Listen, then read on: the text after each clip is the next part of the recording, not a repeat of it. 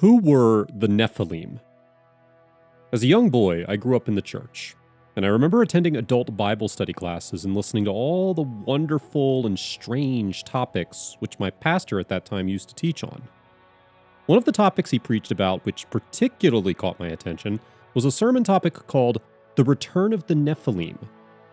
Our focus today is on the Nephilim described in the Bible. Who are they? What is their background? And what was the effect of their existence on Earth? The Nephilim were first mentioned in the book of Genesis. Since they're mentioned in the book of Genesis, there have been a lot of arguments in the body of Christ and by Bible scholars on who the Nephilim were and who exactly were the sons of God mentioned in the Bible. The controversy on the subject matter of the Nephilim centers mainly on who the sons of God mentioned in verse 4 really are. It's important to note that different people reach different conclusions on who the sons of God are in this passage of Scripture. The Hebrew word nephal primarily means to fall, although it can also mean miscarriage and even wonderful, mighty. Most commentators believe it refers to fallen ones. And because of this, through the years, a lot of people have gone to great lengths to convince people that these fallen ones actually came down from above and are the explanation of both ancient astronauts and ancient UFO accounts. You can see there's a lot of controversy regarding this topic.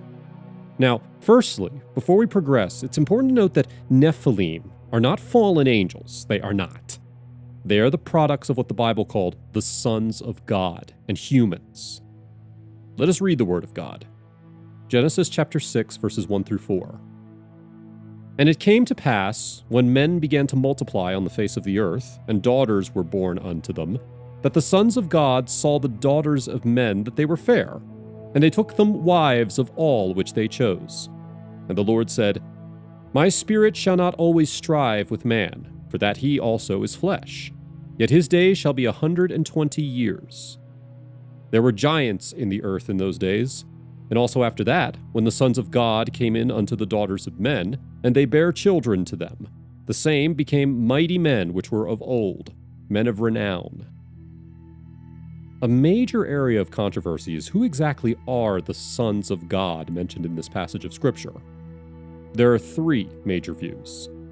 The first view we're going to look at are that the sons of God are from the godly line of Seth, the son of Adam who was born after Abel was slain by his brother Cain. Genesis 4, verses 25 through 26 says, And Adam knew his wife again, and she bare a son, and called his name Seth.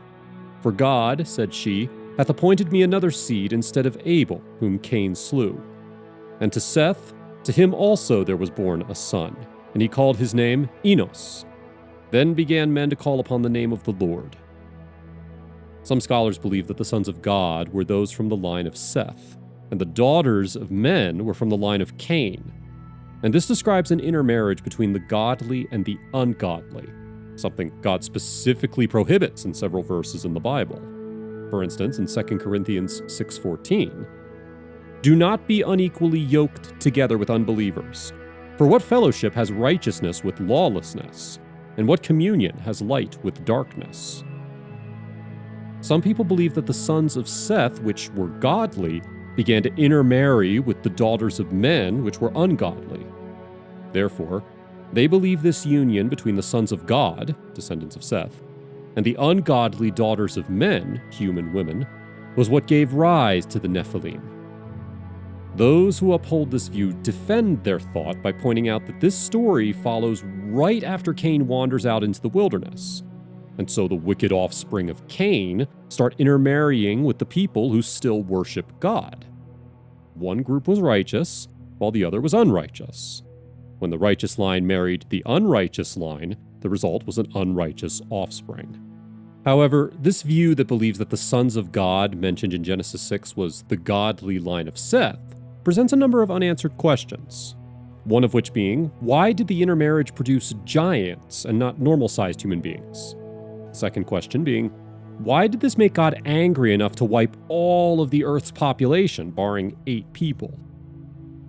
The second view on who the sons of God are in Genesis 6:4 is that they were angelic beings. The sons of God in this context refers to angels or fallen angels, and daughters of men refers to human women. This viewpoint sees the Nephilim as the superhuman offsprings of angels and humans. They are the products of intermarrying between mortals and immortals. They are a hybrid creation which God did not create. This viewpoint is what most Bible scholars agree with. They argue that the phrase sons of God clearly refer to angelic creatures when it's used 3 other times in the Old Testament. Job 1:6 says, "Now there was a day when the sons of God came to present themselves before the Lord, and Satan came also among them." Job 2:1 says, "Again there was a day when the sons of God came to present themselves before the Lord, and Satan came also among them to present himself before the Lord." And Job 38:7 says, "When the morning stars sang together, and all the sons of God shouted for joy." Nephilim literally means fallen ones, and we will not be mistaken if we say that they bear their fathers' names, which are the fallen angels. This viewpoint believes that this caused God to send the flood to destroy all of humanity except for Noah and his family. Therefore, with this view, we have a material distinction between supernatural beings, the sons of God, and human beings, the daughters of men. This viewpoint would explain why the offspring of the sons of God and the daughters of men were giants.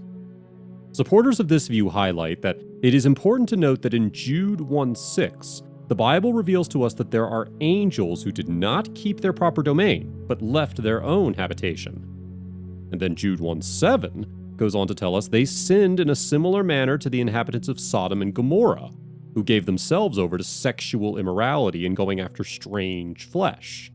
In other words, there was an unnatural sexual union. Proponents of this view argue that these could be the angels which are referred to as the sons of God in Genesis. Jude 1 verses 6 through 7.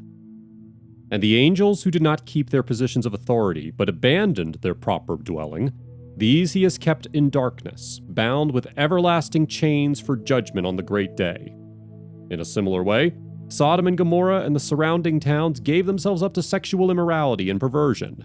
They serve as an example of those who suffer the punishment of eternal fire." What these 2 verses reveal to us is that God judged these wicked angels, setting them in everlasting chains. So we can conclude that some fallen angels are in bondage, while others are unbound and active among mankind. For instance, the devil himself is not bound, but is very active across the earth. I must highlight that there is a measure of controversy about the identity of these angels in Jude 1 verses 6 through 7. But some proponents of this view believe that these are the sons of God that the Bible refers to in the book of Genesis. The primary objection to this viewpoint is the sexual component of it. Opposers of this viewpoint object that a spirit being cannot have sexual intercourse with human beings and create a hybrid species.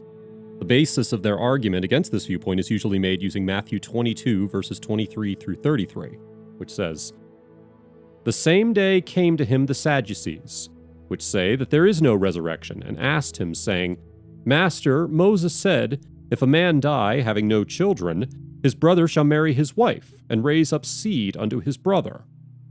Now there were with us 7 brethren, and the first, when he had married a wife, deceased, and, having no issue, left his wife unto his brother. Likewise the second also, and the third unto the 7th. And last of all the woman died also. Therefore in the resurrection whose wife shall she be of the 7? For they all had her. Jesus answered and said unto them, Ye do err, not knowing the Scriptures, nor the power of God." Verse 30 is what they use. "For in the resurrection they neither marry, nor are given in marriage, but are as the angels of God in heaven. But as touching the resurrection of the dead, have ye not read that which was spoken unto you by God, saying, I am the God of Abraham, and the God of Isaac, and the God of Jacob? God is not the God of the dead, but of the living.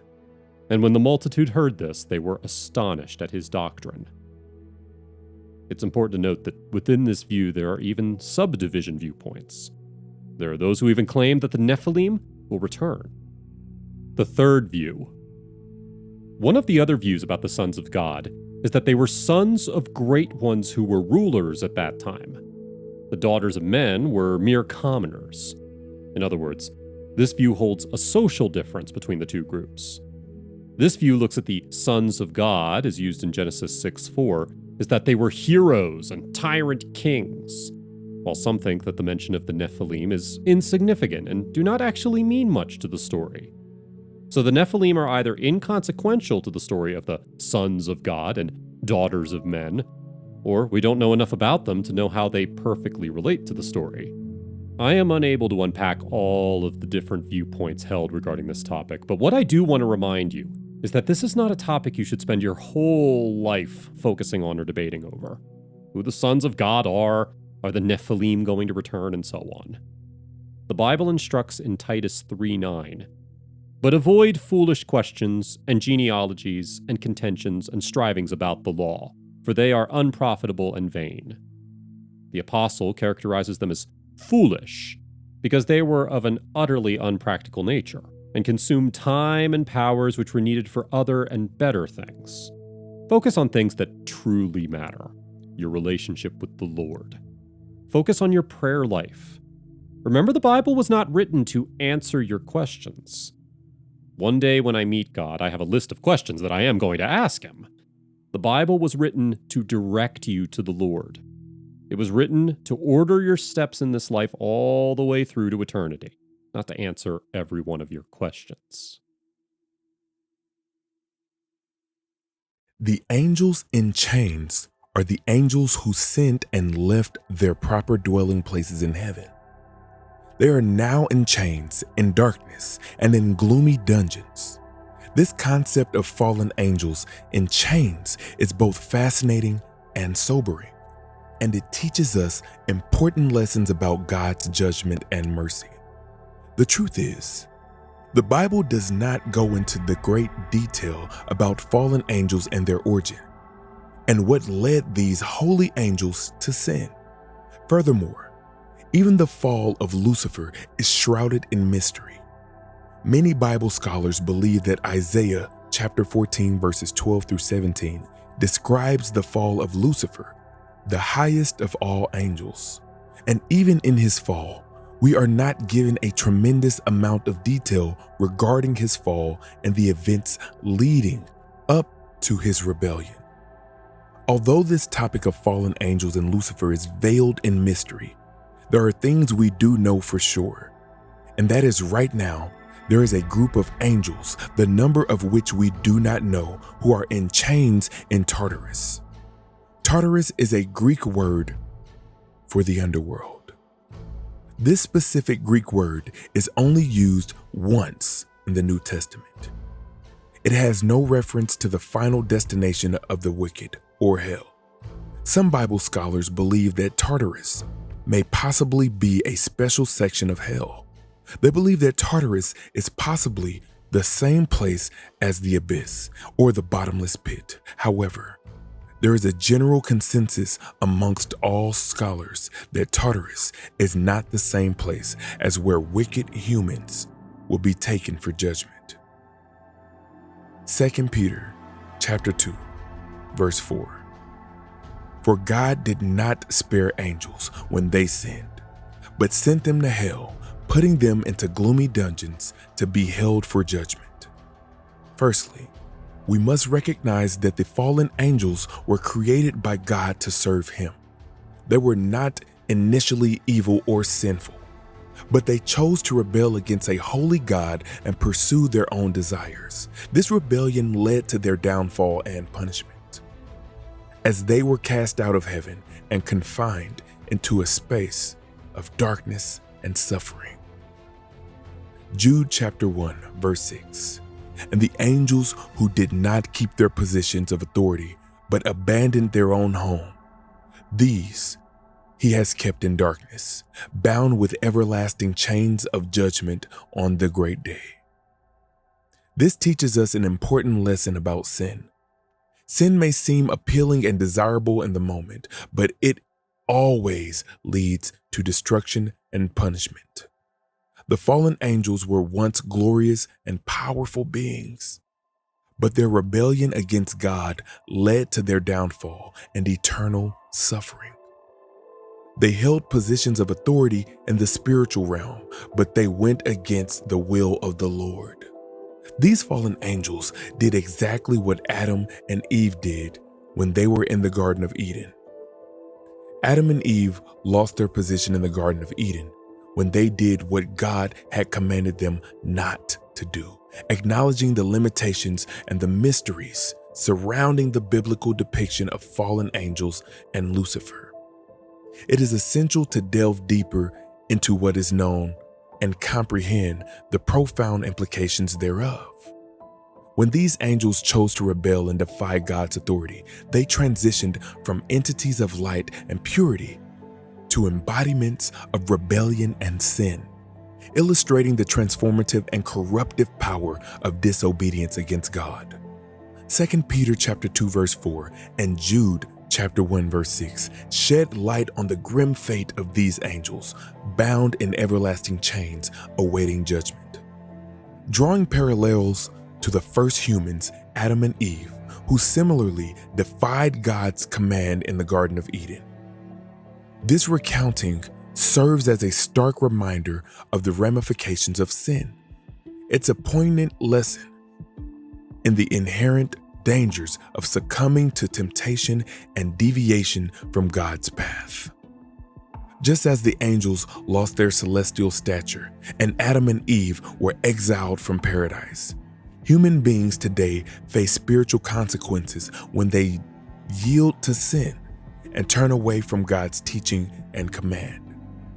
Genesis chapter 3, verses 23 through 24. So the Lord God banished him from the Garden of Eden to work on the ground from which he had been taken. After he drove the man out, he placed on the east side of the Garden of Eden cherubim and a flaming sword flashing back and forth to guard the way of the tree of life. The fallen angels we are looking into today also lost their position when they sinned. This is one of the most important truths about God. God always judges sin. God judges sin every time. If he didn't judge sin every single time, then he would be a liar. And if he is a liar, he is not God. Fundamentally, God judges sin every time. Furthermore, this should be a humbling reminder that God is not a respecter of persons. If God judged the angels, who in many respects are higher than men, he will certainly judge rebellious mankind. God has a zero tolerance for rebellion. God has a zero tolerance of sin of any kind. Romans chapter 1 verse 18. For the wrath of God is revealed from heaven against all ungodliness and unrighteousness of men, who suppress the truth in unrighteousness. God has zero tolerance for rebellion. God has zero tolerance for sin of any kind. Every single sin that a person has ever committed will be punished directly with the individuals who committed those sins.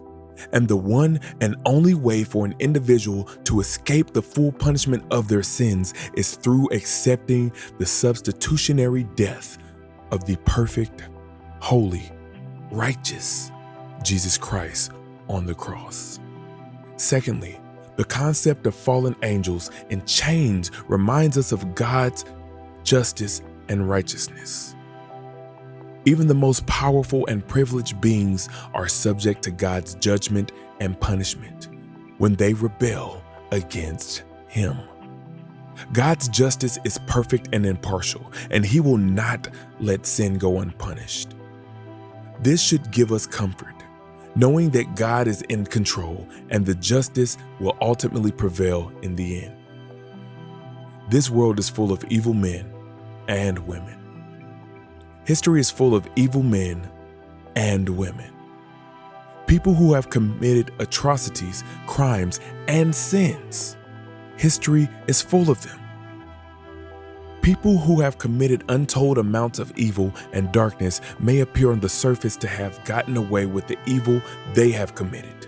However, there is an eternal Almighty Spirit being who sees all, who will one day judge each and every person for the deeds they have committed, who will one day judge each and every one of those angels in chains, those who view themselves as mighty influential, and powerful will all be brought to judgment.